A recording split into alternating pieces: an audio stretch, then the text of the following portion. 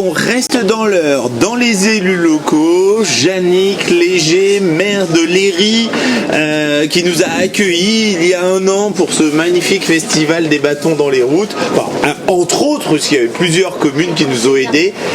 Et conseillère départementale, voilà un détail qui m'avait échappé. Merci Lydie, conseillère départementale de l'Eure.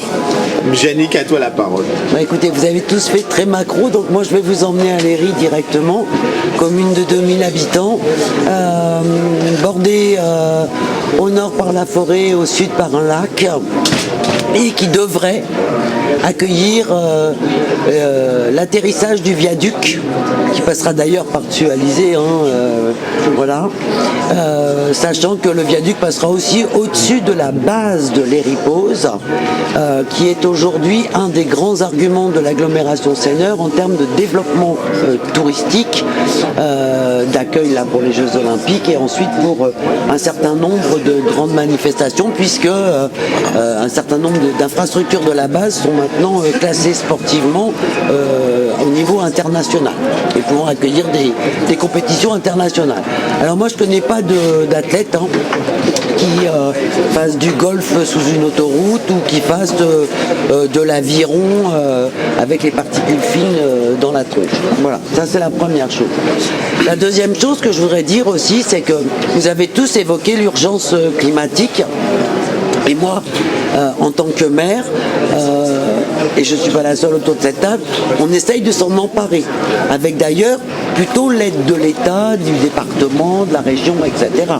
On végétalise nos cours de récréation, on revégétalise on plante des arbres, on applique la loi Egalim dans nos restaurants scolaires pour qu'on soit en circuit court et en production locale et avec du bio.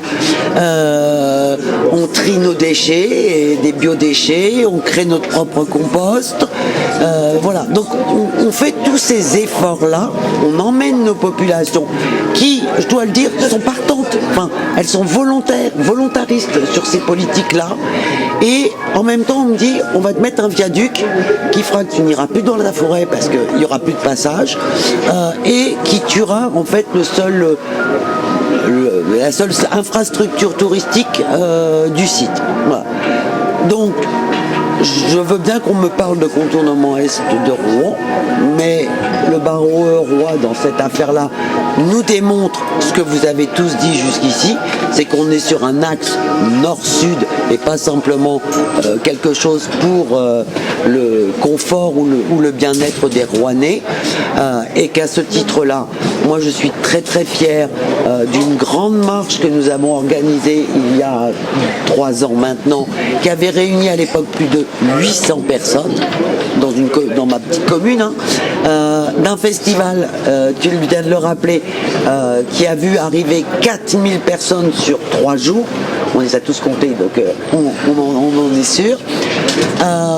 Qui me vaut officiellement d'être une éco-terroriste très mal vue du préfet, mais ça, je l'assume complètement. Il faut faire attention à ça. C'est pas bien, je sais. Et qui nous a encore valu ce week-end, pour ceux qui ne sont pas au courant, un déploiement de forces de l'ordre assez extraordinaire, parce que 15 personnes allaient nettoyer un lieu dans la forêt. Voilà. Donc je crois qu'on marche sur la tête si on demande aux élus locaux ou aux élus de mettre en place des politiques qui entraînent la transition écologique et qu'on leur colle au-dessus de la tête une autoroute.